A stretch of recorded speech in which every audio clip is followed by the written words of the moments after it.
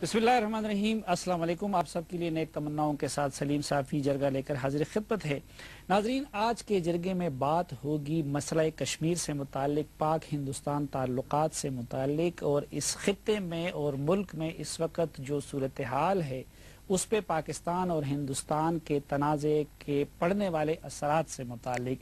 आज के जरगे के मेहमान हैं जमीयत उलमा इस्लाम फजलुर रहमान ग्रुप के सरबरा और कौमी असम्बली की कश्मीर कमेटी के कायद मौलाना फजलुर रहमान साहब। बहुत शुक्रिया मौलाना फजलुर रहमान साहब। पहले तो ये बताइए कि ये जो आपकी कश्मीर कमेटी है ये किस मरज़ की दुआ है, अब तक आप लोगों ने क्या किया है? सबसे पहली बात यह है कि जब 1993 में पार्लियामेंट की सतह पर कश्मीर कमेटी मारद वजूद में आई थी तो ये एक पैगाम था कश्मीरियों को और उसके आगे पूरी दुनिया को कि पाकिस्तान मसले कश्मीर को किस कदर अहमियत देता है।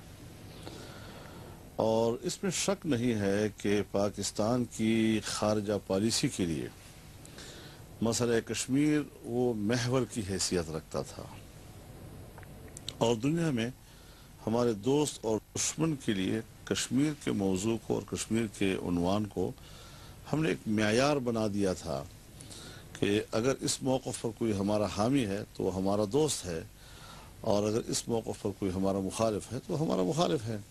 लेकिन कश्मीर कमेटी कोई ज़्यादा मुतहर्रिक नहीं रही और ज़्यादा मंजर आम पे नहीं रही। नहीं, अगर वाकई कश्मीर हमारे लिए इतना अहम था तो ये कमेटी फ़ाल क्यों नहीं? ये फ़ालियत तो मेरे ख्याल में क़यादत पर मुनहसर होती है, लेकिन कश्मीर कमेटी रही और उनके ऑफिस पार्लियामेंट में रहे, उनकी मीटिंगें होती रही।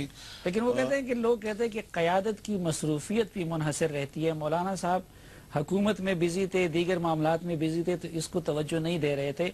अब जबकि वो मसरूफियत ख़त्म हो गई तो मौलाना साहब को भी कश्मीर याद आ गई और कश्मीर कमेटी भी याद आ गई। नहीं, मैं तो जब से इस कमेटी का चेयरमैन बना हूँ उस वक्त से कश्मीर के कमेटी के हवाले से हम मुसलसल मंजर आम पर हमें जो बात मैं आपको ज़रा समझाना की कोशिश कर रहा हूँ वो यही है, जब हमने अफ़गान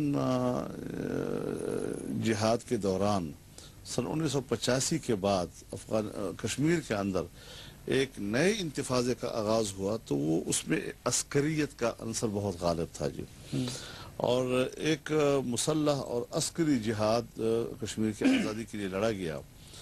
लेकिन जब 2001 का वाक़या हुआ और पूरी दुनिया में एक इनकलाब आ गया और तब्दीली आ गई तो उसका हिंदुस्तान ने बहुत फ़ायदा उठाया और पाकिस्तान को दबाव में रखा कि पाकिस्तान जो है वो दरअंदाजी कर रहा है और असलहे की जंग लड़ रहा है और कश्मीर का मसला कश्मीरियों की वजह से जिंदा नहीं बल्कि कुछ मुसल्लह ग्रुपों की वजह से जिंदा है।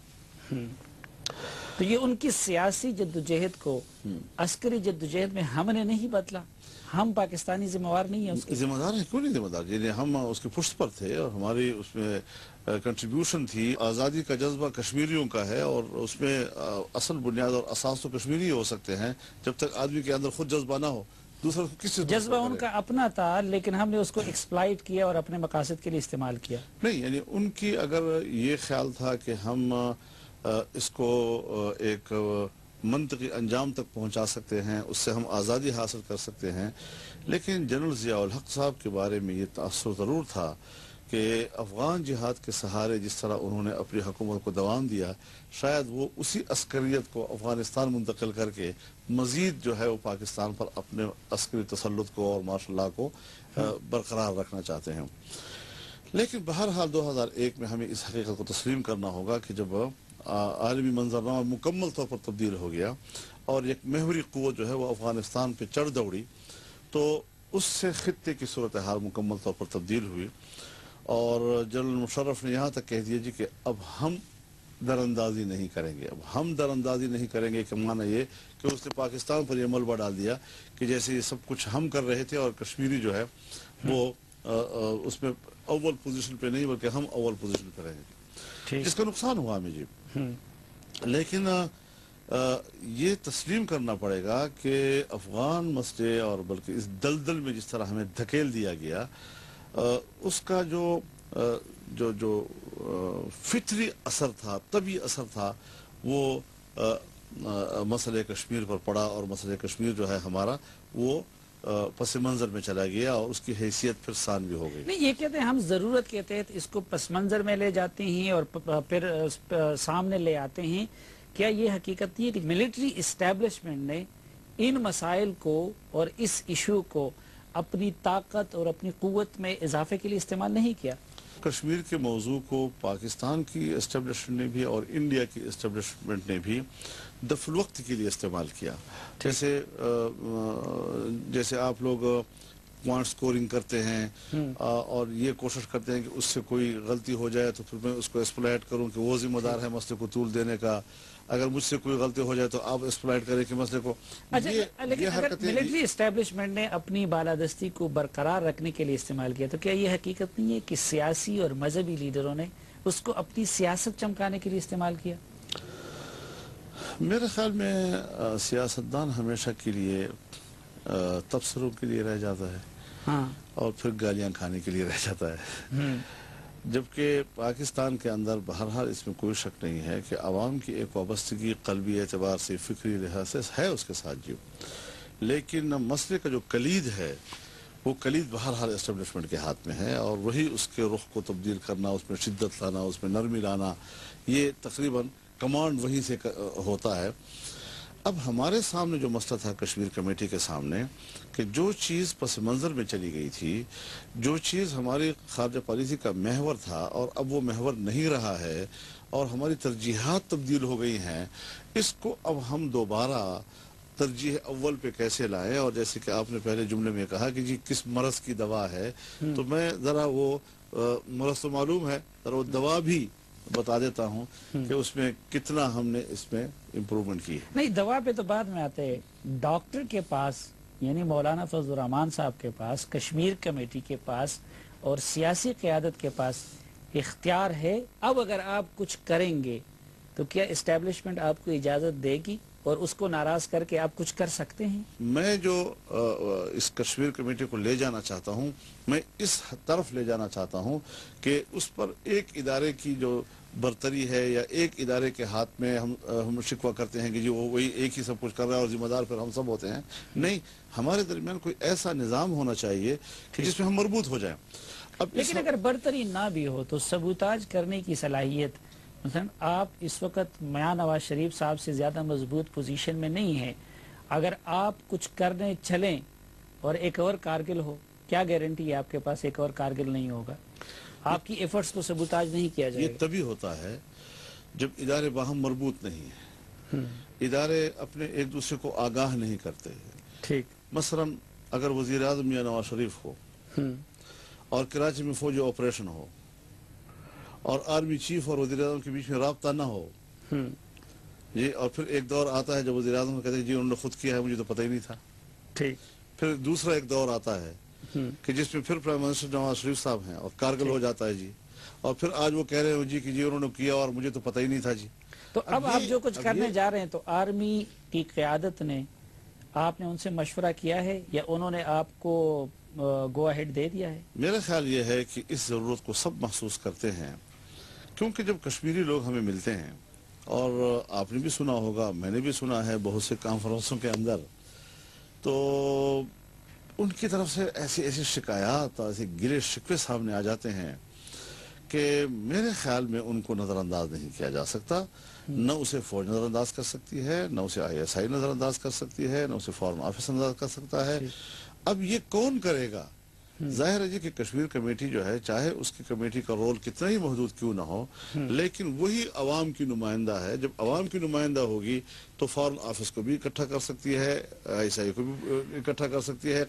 اب ہم نے فیصلہ کیا ہے کہ کشمیری اور پاکستانی قیادت مل بیٹھے اور جو تحفظات ان کے ہیں ہم ایک میز پر ایک دوسرے کے سامنے رکھیں۔ نہیں مولانا صاحب، ہم سمجھ نہیں پا رہے کہ اس وقت کا انتخاب آپ نے اس کام کے لیے کیوں کیا؟ پچھلے 3 سالوں میں بھی آپ اس کمیٹی کے چیئرمین تھے، اس وقت یہ منہ کیوں؟ اس وقت یہاں تک پہنچنے کے لیے آپ نہیں اندازہ لگا سکتے کہ ہم کن کن مراحل سے گزرے ہیں جی. اب پارلیمنٹ کے اندر کتنی پارٹی پہنچنے کے لیے آپ نہیں اندازہ لگا سکتے کہ ہم کن کن مراحل سے گزرے ہیں جی. اب پارلیمنٹ کے اندر کتنی پارٹی ہیں جی. حکومتی پارٹی ہے, حزبی اختلاف کی پارٹیاں ہیں, اور پوری کمیٹی میں میری پارٹی کا میں اکیلا ہوں. اب اس حیثیت میں ظاہر ہے جی کہ میں بے ہنگم تو نہیں دوڑ سکتا. مجھے ہر ایشو کے اوپر ہر پارٹی کو پہلے اعتماد میں لینا ہوتا ہے. ایک رائے جب بن جاتی ہے پھر فارن آفس کو اعتماد میں لینا ہوتا ہے جی. پھر اسٹیبلشمنٹ کو اعتماد میں لینا ہوتا ہے کہ صاحب آپ بتائیں یہ ہم کر رہے ہیں اور اس میں ہماری سوچ یہ ہے. مثال کے طور پر میں آپ کی علم میں لانا چاہتا ہوں, یہ جو ہم یہاں 28 جولائی کو اب بیٹھنا چاہتے ہیں, اس سے قبل ایک سال ہمارا اس پر گزرا کہ ہم آر پار کشمیریوں کو اکٹھا کریں جی. کہ مقبوضہ کشمیر کا کشمیری اور جو آزاد حکومت کشمیر ہے, آزاد کشمیر کا کشمیری ہے, یہ سب اکٹھا ہو, گلگت بلتستان اس میں ہو, اور سب مل کر یہاں پر ایک بات کریں گے. لیکن اس میں ایک رائے یہ بھی بنی ہماری کہ مقبوضہ کشمیر میں وہ جماعتیں کہ جو پرو انڈین ہیں ہم ان کو بھی رابطے میں لے لیں, اور یہ کہ کچھ تنظیموں کو جو ہم دھکیل دیتے ہیں اور انڈیا کے گود میں پڑ جاتے ہیں, کیوں نہ ہم اس کشمیری کو بھی ایک اپنے رابطے میں تو لے لیں, ان کے ساتھ ہمارا ایک رابطے کی حد تک ایک تعلق بن جائے, اور اس کے مائنڈ کو ہم پھر چینج کر سکتے ہیں. کیونکہ کشمیریوں پر جو مظالم ہو رہے ہیں اس کا تو مشاہدہ وہ بھی تو کر رہے ہیں, آخر وہ بھی تو انسان ہیں, اس بات کو دیکھتے ہیں. ان کو مدعو کیا ہے اس کانفرنس تو میں عرض کر رہا ہوں کہ اس میں پھر پیچیدگی آ گئی. کچھ ایسا لگ رہا تھا جیسے کہ پرو پاکستانین جو گروپس ہیں وہاں پر ہم اس کو کنونس نہیں کر پا سکتے اس کے اوپر, تو پھر ہم اس سے تھوڑا سا پیچھے ہٹنے لگ گئے.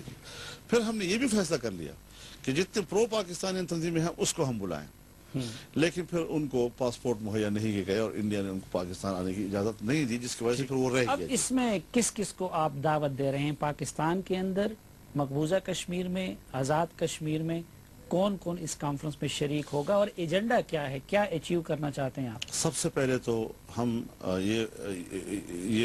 یہ ہدف ہم نے رکھا ہوا ہے کہ اس پر پاکستانی اور کشمیری کا لب و لہجہ ایک ہو جائے, پالیسی ایک ہو, حکمت عملی ایک ہو.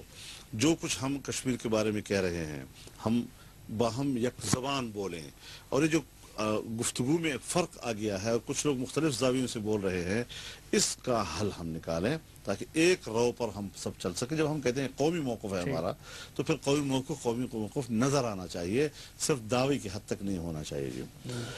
اس حوالے سے ظاہر ہے کہ پہلے ہم نے حکومتی پارٹی سے بات کرنی ہے. میں آصف علی زرداری صاحب کو ملا کیونکہ وہ شریک چیئرمین ہے پاکستان پیپلز پارٹی کی, اور ان کے سامنے جب میں نے اس ضرورت کو سامنے رکھا تو انہوں نے تائید بخشی اور کہا کہ یہ بہتر بات ہے.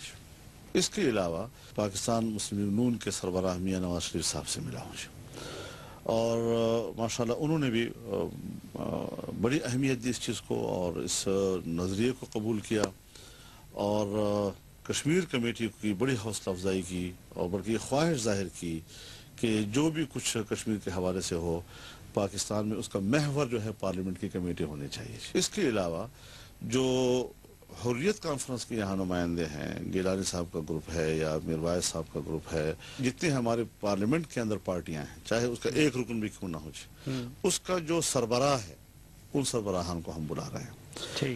آل پارٹیز حریت کانفرنس میں شامل جتنی جماعتیں ہیں اور جن کا یہاں پر نمائندگی موجود ہے ان کو ہم بلا رہے ہیں. یہاں جو آزاد کشمیر کی تمام جماعتیں جو اس وقت یہاں پر موجود ہیں, تو یہ کوئی 12-13 جماعتیں جو ہیں وہ کشمیر کے حوالے سے وہ شاید اس کے قائدین موجود ہوں گے. پاکستان کی جو پارلیمنٹ کے اندر جماعتیں ہیں ان کے تمام قائدین موجود ہوں گے. اور جو سب سے زیادہ با اختیار اور طاقتور پارٹی ہے وہ کون؟ فوج.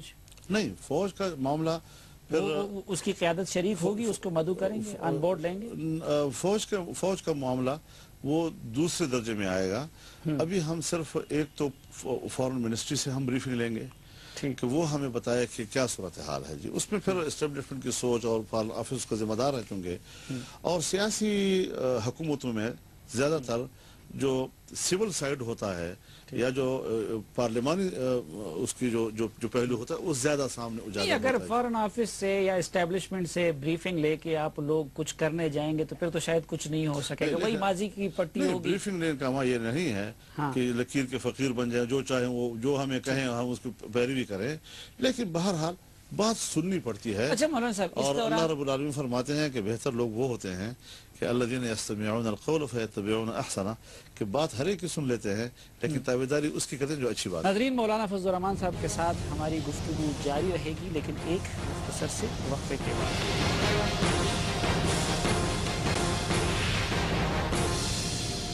ایک بار پھر خوش آمدید آپ کو جرگے میں. آج کے جرگے میں تشریف رکھتے ہیں جمعیت علماء اسلام کے سربراہ مولانا فضل الرحمان صاحب. اچھا, آپ نے اس دوران سنا ہے انڈین لیڈرشپ کو بھی, آپ کا ہندوستان کا دورہ ہوا, کچھ آن دا ریکارڈ آپ کی ملاقاتیں ہوئی, ہمیں پتہ چلا ہے کہ کچھ آپ کی خفیہ ملاقاتیں بھی ہیں, ان کی لیڈرشپ سے بھی, ان کی سابق فوجی قیادت سے بھی.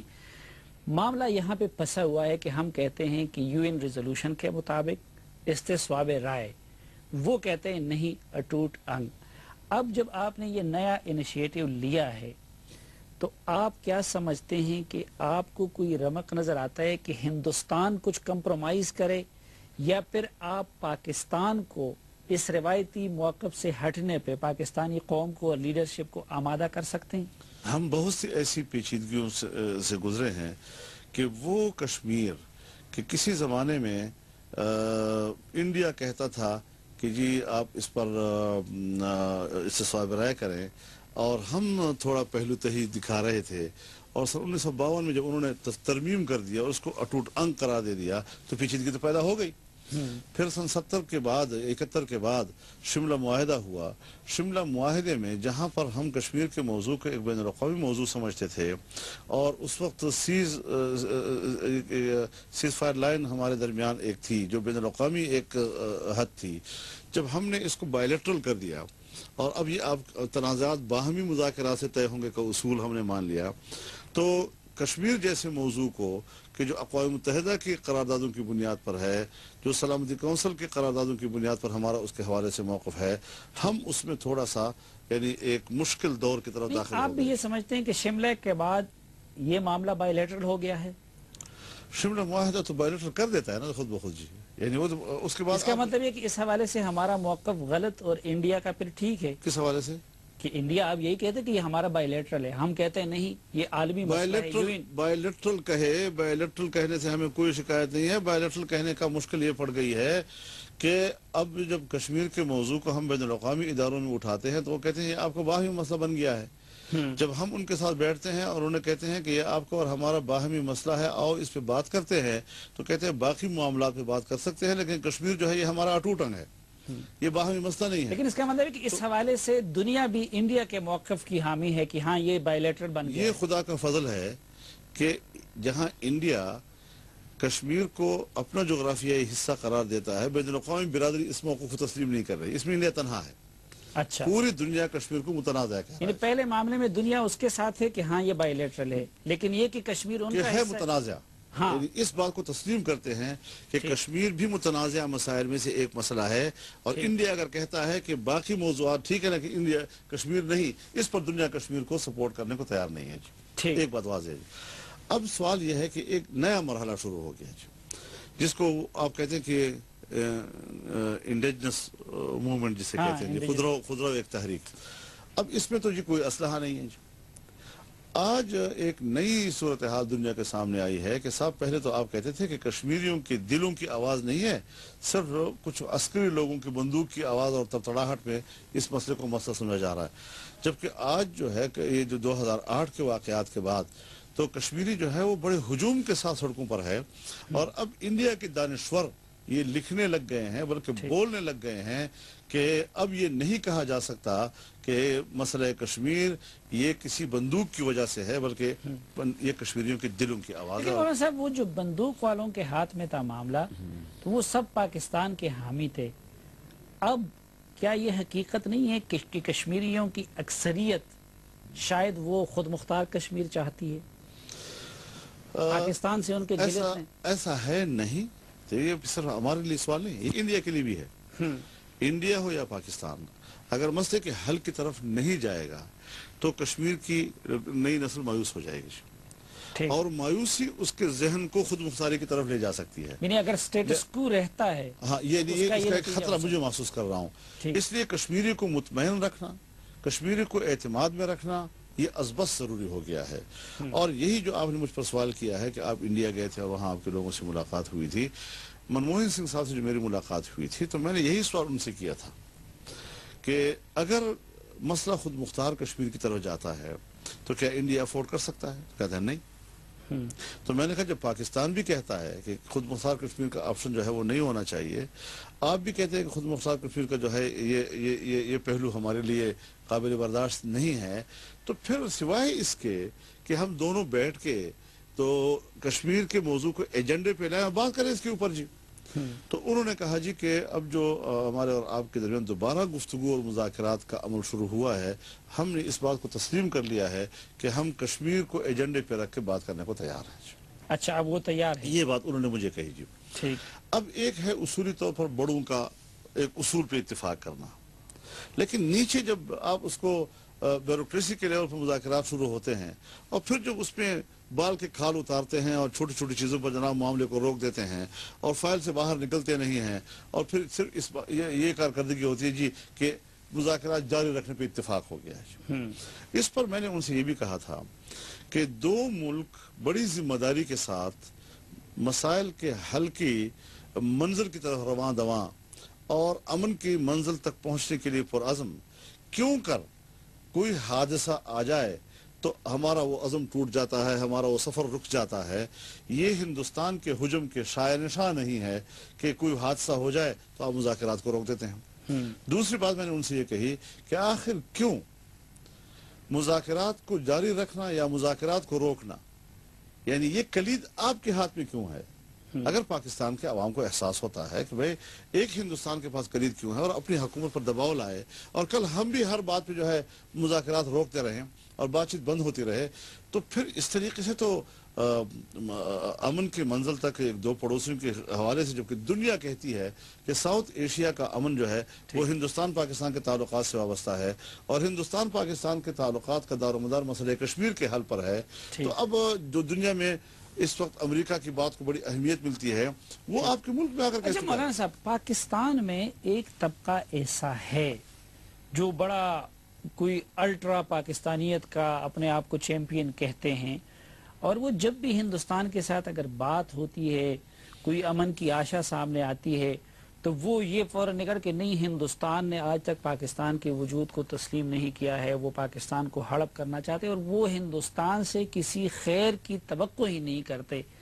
آپ نے ہندوستانی لیڈرشپ کو اس حوالے سے کیسے پایا ہے؟ کیا واقعی ان کو پاکستان کا وجود گوارا نہیں ہے یا کہ وہاں پہ بھی اب امن کی یا حل کی کوئی آشا آپ کو نظر آتی ہے؟ جب ہندوستان اور ہمارے درمیان اعتماد کی فضا نہیں ہوگی اور وہ ہمیں اپنے لیے خطرہ سمجھے گا اور ہم اس کے لیے اپنا خطرہ سمجھیں گے، تو پھر جس کی جتنی صلاحیت ہے ایک دوسرے کو نقصان پہنچانے، جس کے پاس جتنی قوت ہے ایک دوسرے کو کمزور کرنے کے لیے، پھر وہ اس کو استعمال کرتا ہے. لہٰذا دشمنی بھی ہم برقرار رکھیں، امن کی طرف جانے کے لیے اس پہ اعتماد بھی ہم نہ کریں اور پھر یہ بھی سوچیں کہ ہندوستان ہمیں کمزور کرنے کے لیے اقدامات نہیں کرے گا اور وہ ہمیں طاقتور بننے کے اقدامات کرے گا، تو ظاہر ہے جی کہ اول چیز تو اعتماد کی بحالی ہے. اس کے لیے دو طرفہ ایسے اقدامات کی ضرورت ہوتی ہے کہ ہم ایک دوسرے پہ اعتماد تو کریں. ہم اگر آج سمجھتے ہیں کہ کشمیر کا مسئلہ حل ہونا چاہیے، لیکن اس میں ایک چیز مد نظر ہو کہ اگر کوئی ایسے حالات بنتے ہیں کہ جس میں کشمیر کے موضوع پر ہم بات نہیں کرتے، خاموش ہو جاتے ہیں، تو یہ انڈیا کو فیور کرتا ہے. اور انڈیا چاہتا ہے کہ چلو اچھی بات ہے پاکستان جو ہے وہ کسی اور مصیبت میں پھنسا ہوا ہے، اس پوزیشن میں نہیں. لیکن جہاں ہم ہندوستان کو پریشان نہیں کر سکتے یا یہ کہ ہمارے ایسے پالیسیاں بن جاتی ہیں کہ ہم اس موضوع پہ اپنی توانائی صرف نہیں کر سکتے، میری بات پوری ہونے دے، تو پھر جب آپ مغرب کی طرف پھنسے ہوئے ہیں اور اس دلدل میں پھنسے ہوئے ہیں تو کیا ہم ہندوستان سے یہ توقع رکھ سکتے ہیں کہ مغربی سرحدات کی طرف سے وہ پاکستان کو کمزور نہیں کرے گا؟ اور جب افغانستان اور پاکستان کے تعلقات بھی ایسے ہوں کہ افغانستان کے اندر پرو انڈین لابی طاقتور ہو اور پرو پاکستانی لابی کمزور ہو، بلکہ طالبان کی صورت میں اگر پرو پاکستانی کوئی قوت ہے تو وہ گردن زدنی ہو، تو ایسی صورتحال میں وہ پاکستان کو کمزور نہیں کرے گا۔ ناظرین، جرگے کو کنٹینیو کریں گے لیکن ایک مختصر سے کمرشل بریک کے بعد۔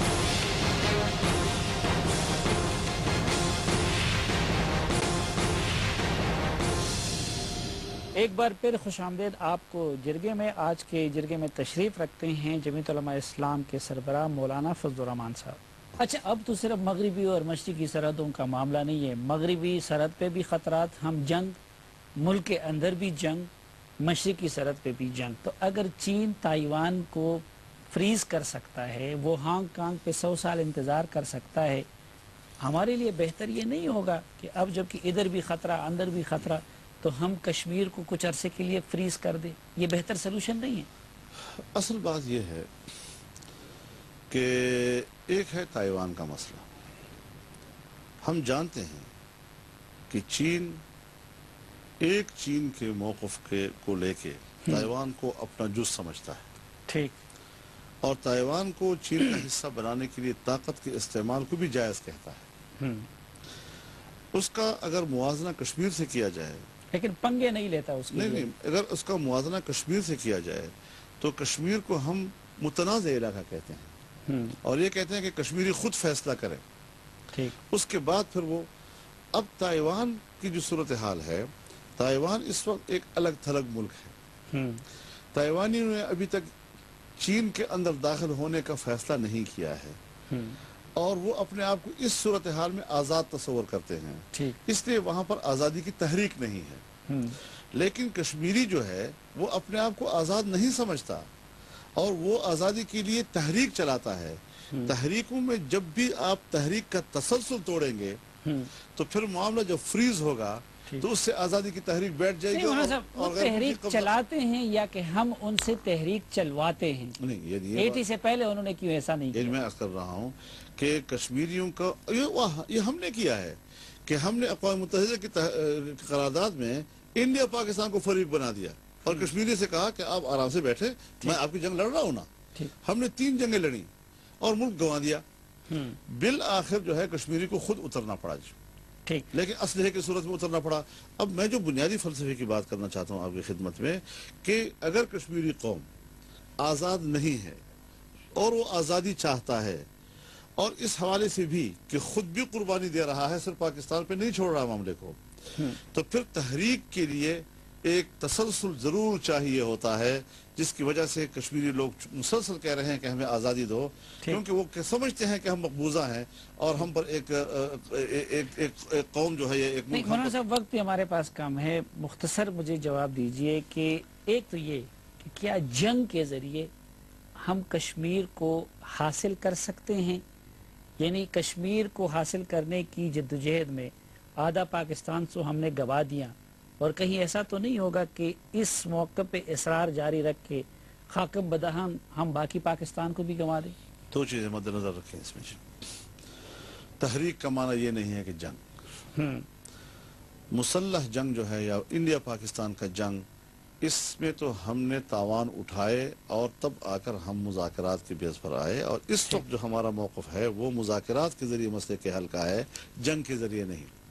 لیکن تحریکیں جو ہیں وہ جب آپ اسلحہ کے بغیر لڑتے ہیں اور روڈ پر آتے ہیں، مظاہرے کرتے ہیں، آپ آرام سے نہیں بیٹھتے، اپنا اضطراب مسلسل زندہ رکھتے ہیں۔ آپ بھی سمجھتے کہ جنگ نہیں ہونی چاہیے کشمیر کے جنگ ہمارا اور اگر ہو جاتی ہے تو ہم حاصل نہیں کر سکتے جنگ کے ذریعے۔ ہم اس پوزیشن میں نہیں ہیں۔ ٹھیک، اچھا، دوسرا آ جاتا ہے سفارتکاری کا۔ اس وقت جو ہمارا موقف ہے، آپ دنیا سے آپ اچھی طرح واقف ہے، دنیا کے لوگوں سے ملتے بھی ہیں، کیا دنیا کو سفارتی میدان میں اپنے موقف کے لحاظ سے موجودہ حالات میں جو پاکستان کا امیج ہے اور جو ہندوستان کا اثر و رسوخ ہے، ہم دنیا کو اس موقف پہ اپنا ہم نوا بنا سکتے ہیں؟ یہ بڑا مشکل سوال ہے جی، آپ نے جو کیا ہے جی۔ دیکھیے، بنیادی بات یہ ہے کہ آپ اندر سے کتنے طاقتور ہیں۔ کہ آپ دنیا کی ضرورتیں اور مفادات اپنے ساتھ وابستہ کر سکیں. سیکورٹی کو لے لیں. آپ کا اپنا آدمی جو ہے پاکستان کا، وہ آپ کے ملک میں انویسٹمنٹ کرنے کو تیار نہیں ہے. آپ معیشت کو دیکھ لیں. ایک طرف افغانستان کی دیوار کھڑی ہے جو آپ کو ہمسایہ ممالک کے ساتھ تجارت نہیں کرنے دے رہی. ایک طرف کشمیر کی دیوار کھڑی ہے جو آپ کو مشرقی اور جنوبی ایشیا کے ساتھ تجارت کرنے نہیں دے رہی جی. تو جب آپ اس لحاظ سے کمزور ہیں اور آپ کا میزانیہ بھی بہت کمزور ہے، آپ کی سیکورٹی کی صورتحال بھی کمزور ہے، کس طرح انڈیا کے مقابلے میں وہ آپ کو ترجیح دیں گے؟ اور جب ہم لوگ کشمیر کے موضوع پر بین الاقوامی حمایت حاصل نہیں کر پا رہے تھے تو ہم نے انسانی حقوق کی بنیاد پر انسانی حقوق جنیوا کنونشن میں اپنا قرارداد پیش کی، جو تیار نواز شریف کی حکومت نے کی اور ٹیبل پیپلز پارٹی کی گورنمنٹ نے کی، لیکن اس پر سوائے لیبیا کے ہمیں دنیا کا کوئی ووٹ نہیں ملا جی. سوائے لیبیا کی چین نے بھی نہیں دیا. کسی نے سب نے کہا جی ہم تنہا نہیں ہونا چاہتے. اچھا مولانا صاحب، اب جب جنگ نہیں ہونی چاہیے اور اگر ہو بھی جائے ہم کشمیر حاصل نہیں کر سکتے، سفارتی میدان پہ دنیا اس موقع پہ اور ان حالات میں ہمارا ہمنوا نہیں بن سکتی، تو یہ تقاضا نہیں کرتا کہ ہم کسی تھرڈ آپشن پہ بھی سوچ لیں؟ یعنی ایل او سی کو سرحد مان لے یا کشمیر وہ والا ان کا یہ والا ہمارا. آپ نہیں سمجھتے کہ پھر یہ آپشن ہمارے پاس رہ جاتا ہے کہ ہم لچک دکھائیں؟ یہ ایک الگ چیز ہے. دیکھیے، آپ نے یہ بھی دیکھنا ہوتا ہے کہ اگر دنیا کے بدلتے ہوئے حالات میں آپ ایک کمزور پوزیشن پہ آ گئے ہیں تو اس کمزور پوزیشن پر اگر آپ ایک مصالحت کے نتیجے پہ پہنچتے ہیں، اب اصول تو آپ کا ہے مفاہمت، اصول تو ہے آپ کا مذاکرات، لیکن ٹائمنگ کیا ہے؟ اگر آپ کمزور پوزیشن پر رہ کر ہندوستان کے ساتھ بات کرتے ہیں تو شاید وہ نتائج ہمارے حق میں نہیں جائیں گے. ہمیں ایسی پوزیشن لینا کہ جہاں اس قابل ہوں کہ ہم ذرا اچھی مضبوط تکڑی پوزیشن میں ان کے ساتھ مذاکرات پر بیٹھیں. اب آپ مجھے بتائیں کہ جب جنرل مشرف یہ کہہ دے کہ ہم اقوام متحدہ کی قراردادوں کو سائیڈ لائن کر سکتے ہیں، اب ٹھیک ہے ایک مرحلہ ایسا آ سکتا ہے جب اس کے متبادل کوئی ایسی نئی تجویز آ جائے کہ جو زیادہ قابل قبول اور قابل عمل ہو اور کشمیریوں کے لیے قابل تسکین ہو، لیکن جب آپ نے متبادل طے ہی نہیں کیا اور اقوام متحدہ کی قراردادوں کو آپ سائیڈ لائن کر دیں تو جس پر قوم ایک ہے اور ہمارا ایک قومی موقف ہے وہ تو ہو جائے تحلیل اور نئے موقف ہونا. نہیں، لیکن مولانا صاحب ابھی آپ خود فرما رہے تھے کہ شملہ کے بعد دنیا اس چیز کو بائی لیٹرل مانتی ہے، عالمی مسئلہ نہیں ہے. اقوام متحدہ کے قراردادوں کی خود آپ کی گفتگو سے یہ کہ اب کوئی حیثیت نہیں رہی. نہیں تو ایسی چیز پہ ہم اصرار کیوں کریں؟ دوسری بات میں نے نہیں کہی. شملہ معاہدے میں بھی یہی ہے کہ دونوں ممالک اپنے اپنے موقف پر قائم رہتے ہوئے یا اقوام متحدہ کی قراردادوں کے حوالے سے جو ہمارا موقف ہے اس پر قائم رہتے ہوئے ہم باہمی طور پر طے کریں گے.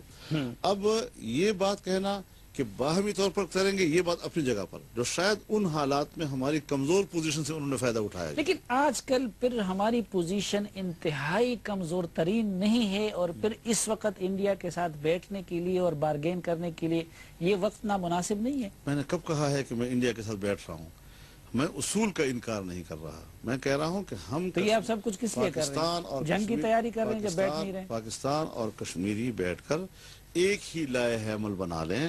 اگر وہ جو آپ کا سوال تھا اور اس کی بنیاد پر ہم کوئی ایک ایسے تجاویز پر غور کر سکتے ہیں تو سب مل کر کریں ایسے تجاویز پر غور.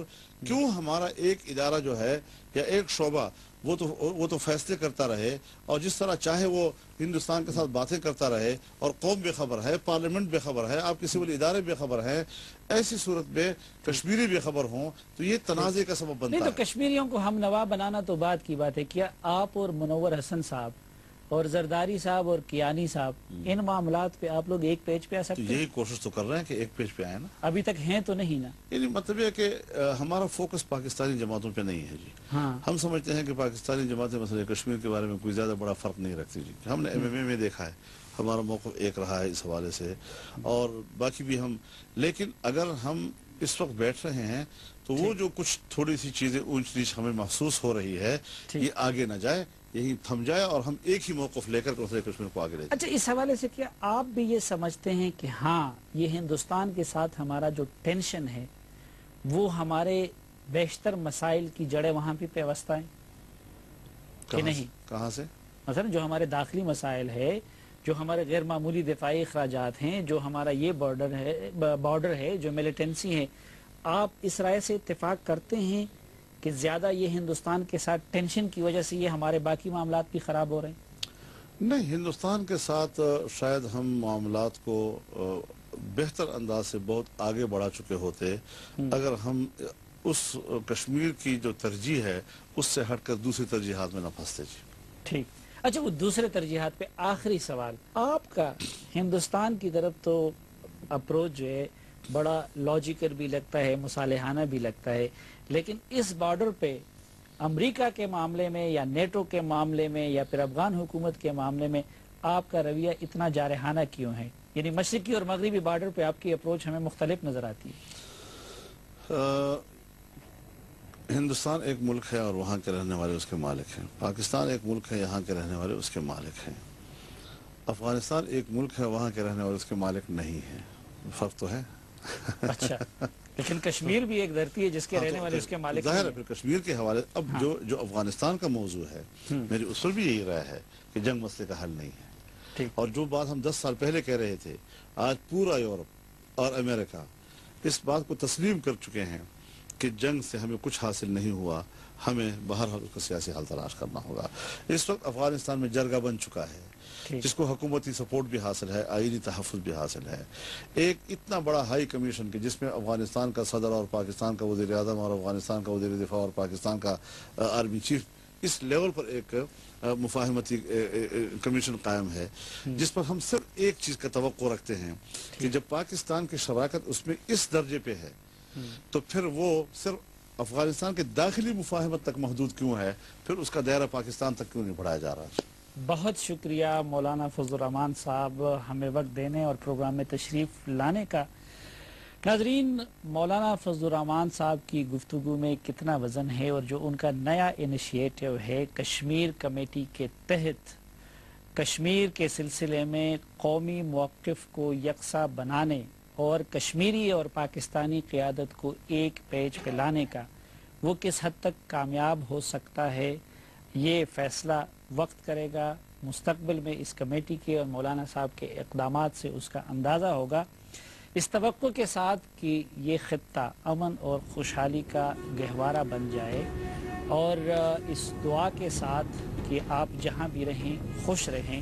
آج کے جرگے سے اس امید کے ساتھ اجازت چاہتا ہوں کہ پروگرام سے متعلق اپنی رائے سے آپ ہمیں فیس بک اور ای میل کے ذریعے آگاہ کرتے رہیں گے۔ آج کے جرگے سے اجازت دیجیے، اللہ حافظ۔